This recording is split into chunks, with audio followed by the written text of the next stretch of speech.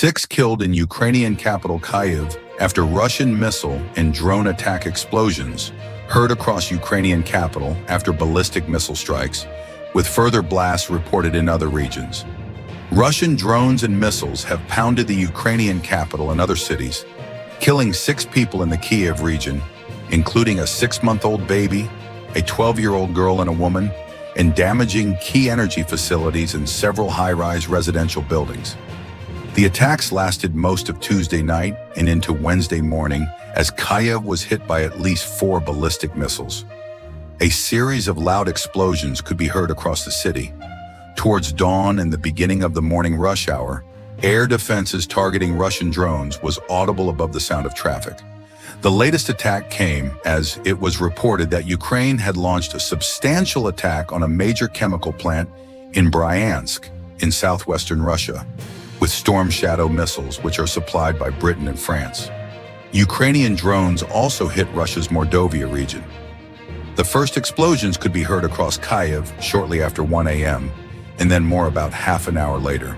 Blasts were also reported in Zaporizhia, Poltava, and Dnipro, with strikes and air raid alerts continuing into the morning. Emergency services rescued 10 people after a fire caused by drone wreckage hit the 6th floor of a 16-story residential building, while the strikes also blew out windows of a medical facility and debris was found at another residential building. Kyiv's mayor, Vitaly Klitschko, reported on his Telegram channel.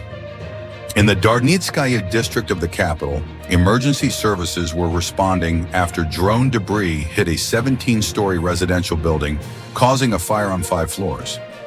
In the Desnyanskaya district, 20 people were rescued after the facade of a 10-story building was damaged and a gas pipe caught fire.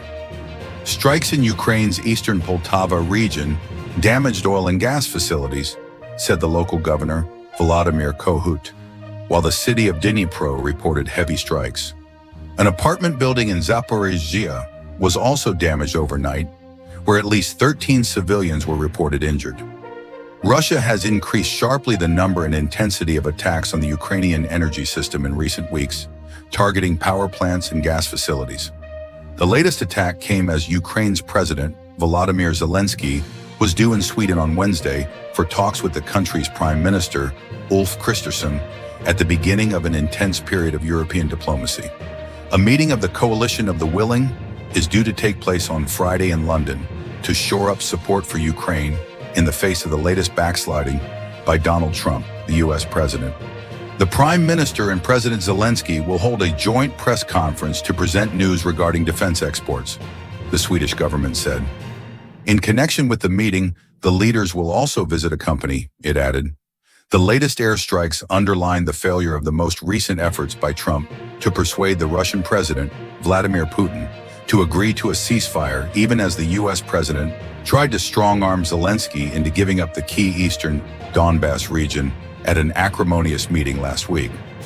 While Zelensky had flown to Washington, hopeful of securing long-range Tomahawk cruise missiles, a 2-hour phone conversation between Trump and Putin beforehand led to an abrupt U-turn, with Trump reportedly warning Zelensky that Putin would destroy Ukraine if he did not agree to Russia's terms. Trump had announced his intention to meet Putin in the Hungarian capital within 2 weeks, triggering a scramble in Europe to show support for Kyiv. In remarks at the White House on Tuesday, Trump suggested that Moscow's refusal to cease fighting along the current front line remained a key sticking point. Earlier, a White House official had said there were no plans for a Trump-Putin meeting in the immediate future. If you like this video, please share it. And if you are new on our channel, don't forget to subscribe our channel. Thank you for watching.